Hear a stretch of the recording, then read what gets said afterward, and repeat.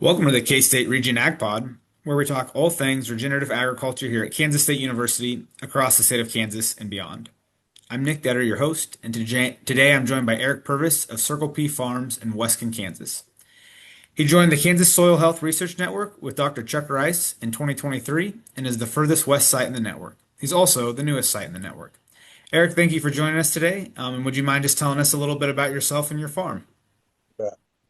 Um, so like you said, we're way out west, as far west as you can go and still be in Kansas, I guess.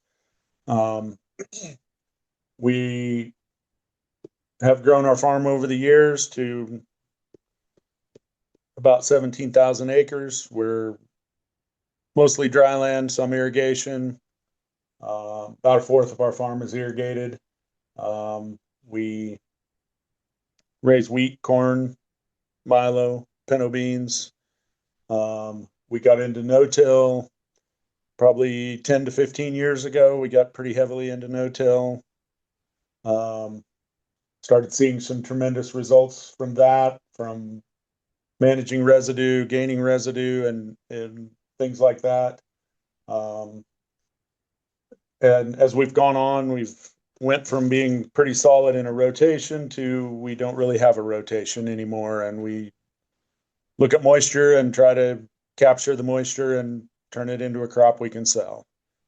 And that's where my interest in some of the regenerative ag and some of the soil health stuff has come along, is seeing some results from that, seeing I think there's something to a live root out there in the field that matters. I know guys east of us are seeing that with cover crops and other things. Our challenge is we don't have a lot of moisture to work with, and so cover crops have been a challenge to figure out for us. And I guess why not just keep growing your crop? That seems a little counterintuitive, but and we I don't know all the answers yet. We're still struggling with it and learning things. And what I do know is when we have rain, we can grow crops, and when we don't have rain, we can't grow crops. Yeah, so I mean, you mentioned you're right there along the Kansas-Colorado border, and I think you kind of hinted at some of the environmental challenges that come with growing in that far of Western Kansas. But could you just talk a little bit more about what some of the big challenges you guys are facing in Western Kansas? You know, most of our audience, I don't know if they'll all be familiar with kind of the growing environment out there. So could you just kind of highlight some of those main things you're having to work with and battle against farming out there? Sure. There's kind of a long list really when you get digging into it, but um, one of the things is we are right against the Colorado Kansas border. Our average rainfall is, I think, somewhere around 16 to 18 inches, and we never hit the average. We're either way above it or way below it, and so you're just guessing at what it's going to do for the year. We can make some decisions based on how much soil, how much water is in the soil when we start, but it doesn't tell us everything. We still have to have some rain. Um, our elevation is just short of 4,000 feet here, 3,900 feet, and that creates some challenges for us. Um, and we farm into Colorado, and some of that is over 4,000 feet elevation. And so uh, in the springs, we're cooler, and in the fall, we cool off quicker, and creates some challenges at times getting crops to finish and continue producing. Our pH is pretty high here. We see sevens consistently, 7.5. We have some stuff where it was leveled for irrigation in the past that are well over 8.5. And so we have challenges with pH and what that does to tying up nutrients. And those places tend to be lighter soils, don't hold as much water. So challenges to grow crops on. Um, that's a lot of the environmental things that we try to deal with. Obviously, 16 to 18 inches. If we have that, we can raise a pretty good crop. But if it's less than that, um, it can be challenging to grow much of a crop. Um, we started pushing our intensity because I felt like we needed to be pushing um, how much water we're using or how much water we're leaving in the soil. And I felt like Mm. we had water that we were leaving in the soil and we needed to push to try to capture as much as that as we can. Fallow is very expensive with no revenue against it. And that takes us to a wheat crop, but uh, and we like the wheat crop because of the residue, but it is pretty expensive to have fallow and then no revenue to go with it, and then hope you raise a wheat crop in another year. And by just going ahead and putting another crop in there, we continue to have revenue to go with that. We've started using milo to increase our residue uh, and help get more residue out there where we're not growing a wheat crop consistently. This last fall, I felt like we had a little moisture after corn harvest. And so some of the fields that we got off early, we did drill some wheat back into. And today that looks pretty good. We had a pretty warm winter, and so that wheat kind of grew all winter as opposed to going dormant and not having much there. And if we can catch a rain, we might have a pretty decent wheat crop there. So I know you laid out some of those limitations, and I know you said that you guys don't have all the answers, but you have been doing this for a while. You know, you mentioned you've been in no-till for 10, 15 years, and now you've been kind of experimenting with pushing the intensity for a while. So I guess I kind of got two questions for you with that. What advice would you have for any other farmers in your area that are interested in trying to do some of those things if they're maybe not doing it already? Or I guess another way you could put that back and talk to yourself 15 years ago, what do you wish you would have known then that you do know now? Well, some things that we've learned is it takes 3 to 5 years to really get no-till into shape where it will be productive. There has to be some changes to the soil structures, and I don't know what it all is. I guess some of the bugs, the microbes in the soil, I think they change as you get into no-till, and so it takes some time. It's not a flip a switch and tomorrow you're no-till and everything is grand.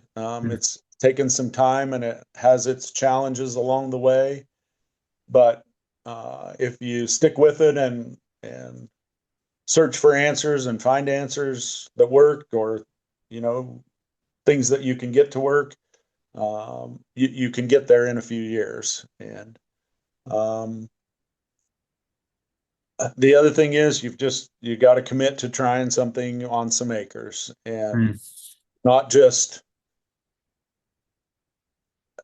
watch other people. You've got to see how you can make it work for yourself. And so sometimes that's taking a few acres and being intentional with those acres about what you do and how you do it to get to no-till, to get to doing some things regenerative, building soil health and soil structure, and just make a commitment to do it. Um, we did it in pieces as we moved into it, and it's okay. You don't have to convert the whole farm at once.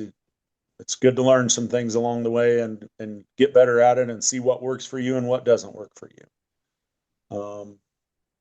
I guess looking back, if I could give advice to myself, 10 or 15 years ago, was jump in and do it. That's Mm. what you're going to learn, and don't be afraid to try things. And um, weed management is very important. Um, we went from an era of tillage where when the weeds came up, we worked the ground to kind of doing some chem fallow where when the weeds come up, we sprayed the weeds and killed them to we don't have a lot of options to kill weeds effectively now. And so you have to be in front of it and have a plan and a program to have residuals laid down as a pre-emergent early on. We start in January or February sometimes laying chemicals down and make multiple passes with multiple modes of action and multiple chemistries to stay in front of those weeds. If they get up, you you start to lose control of it because there's not good options to kill them anymore. Or it certainly feels like that. Yeah. Yeah, that was going to be my next question actually was one of the things I hear from farmers in Western Kansas about what keeps them or maybe even guys that have been in no-till from a while and are struggling to stay in it is that challenge with herbicide resistant weeds. And so you would say most of it is just kind of your management strategy and staying on top of it. Do you think the fact that you've been pushing the intensity at all, has that helped control? Has that had an impact at all on fighting the weeds, or is it mostly just you would say the herbicide management that's the key to addressing that? Well, I don't know if our intensity's helped us or hurt us. Hmm. Sometimes I feel like it's hurt us because if we don't get a good canopy out there, we get some weeds that come late and some seed that make it hard to get control of. But if we do get a good canopy, we do control the weeds very well, and so we do get in front of it too. Um, what I've learned is laying down a lot of layers of chemicals is the best way to try to stay in front of it, and starting Hmm. early, starting before the weeds are up, starting before anything's really active, and getting some moisture to put it into the ground and get it going, working for you to keep those weeds from coming up. And sometimes that's a challenge this spring. We haven't hardly had any moisture to get our chemical incorporated in the ground. The good news is it's dry enough the weeds aren't growing either. Well, I think shifting gears a little bit, I mentioned at the beginning you are involved with the Kansas Soil Health Network, the set of research sites, and we've interviewed some of the other farmers that have been on for that. Could you just share a little bit about what you guys are looking at on your farm and what motivated you to get involved with K-State in that way? So I've talked with a lot of different people over the years about cover crops and different ideas around that and what that looks like. And I mentioned that earlier. Nobody has any grand ideas on what to do out here or how to do it. Everybody says you need to grow a cover crop. Okay, well, that's all well and good, but what should I plant and when should I plant it and how should I use it? Because our moisture is limited, so it's hard to grow anything to begin with sometimes. And then it uses up the moisture for the crop that you do want to plant.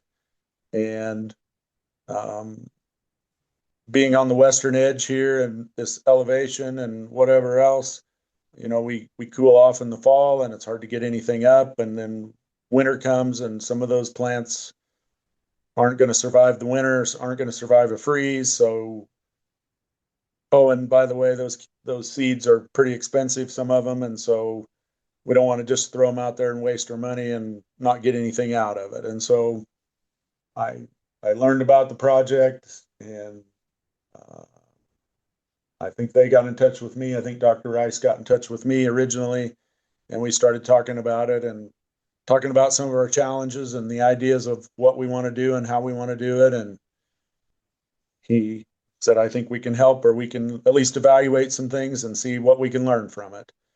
I think I say this a lot, residue is king out here, and we have to grow and keep as much residue as we can. And so putting some other things out there to look at, building more residue, building soil health, building um, nutrients in the soil with some of those activities going on there, um, is what we're trying to look at and what we're trying to see if we can make some progress. And we had a corn crop that we harvested. We drilled wheat into some strips and left some strips blank Hmm. and sprayed that out in the spring a year ago and put Milo into that. And to me, there was a noticeable difference in the Milo where that wheat had been growing, even though it had used some moisture. We were fortunate enough to be wet last year, and so we had moisture to get that Milo going, but it appeared to me to be better. I know they've taken some samples. I know you guys are going to be taking some more samples here.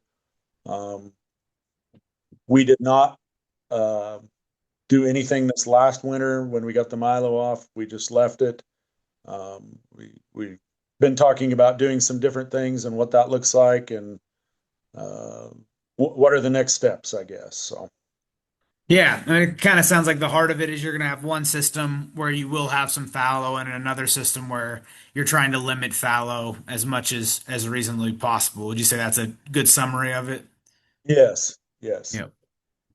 Well, we look forward to those results, and like you mentioned, I'll be on. Actually, the crew will be out there and take some of our initial samples, so we'll see what we learn and hopefully have some good information for the audience.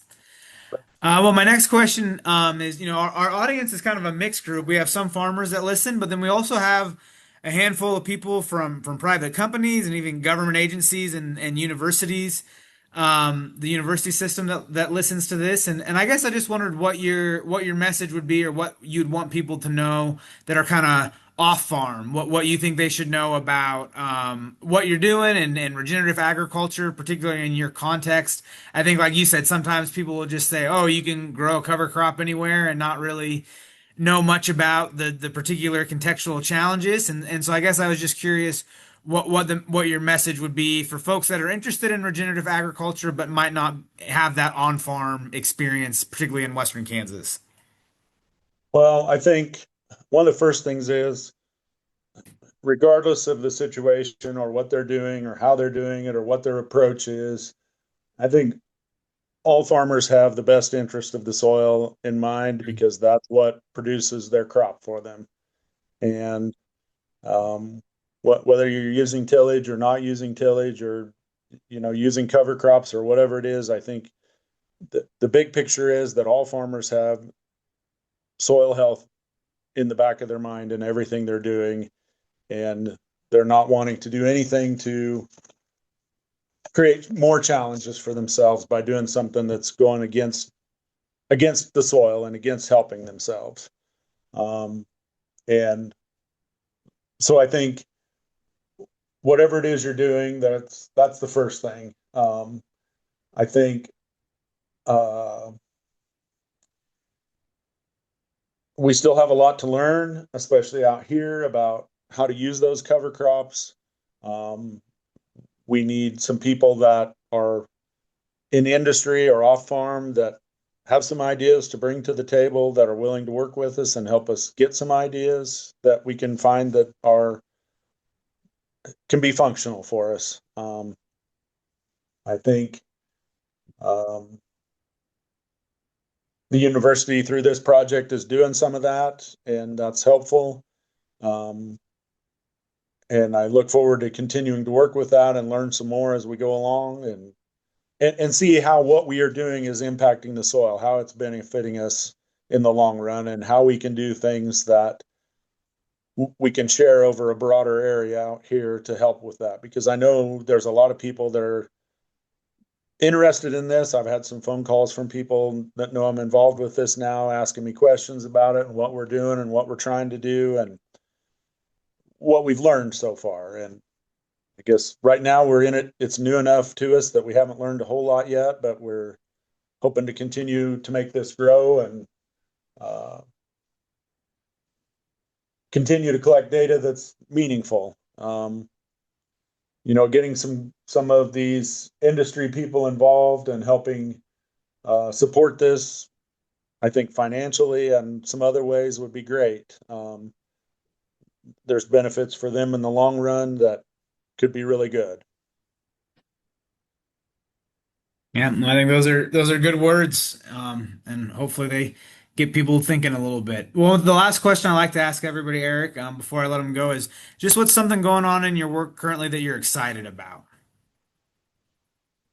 Well, I'm excited about this season ahead, um, and where we're at with things. Uh, we're dry on top at least. We've been warm for a while. This weather seems to be bipolar and up and down and back and forth and 90 degrees one day and 40 degrees the next day. And it's um, keeping things interesting, but I'm excited about this season ahead and the potential in it. Um, I think we've got a great opportunity if the weatherman's telling us right. We're going to be flipping the weather and maybe getting to a little wetter cycle here, and that gives us more opportunities to get in here and do some things with this project we're working on, and hopefully gain some more knowledge. Well, I think we always all hope for more rain in Western Kansas. So hopefully the weatherman is right, and like you said, we'll have a good season ahead of us. Well, Eric, thank you for joining us, and everybody, thank you for tuning in to the K-State Regen Ag Podcast.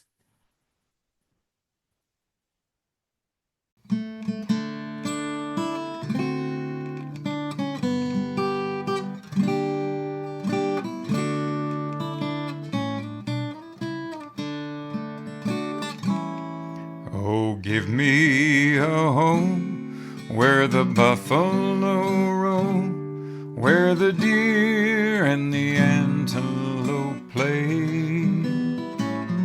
where seldom is heard a discouraging word, and the skies are not cloudy all day.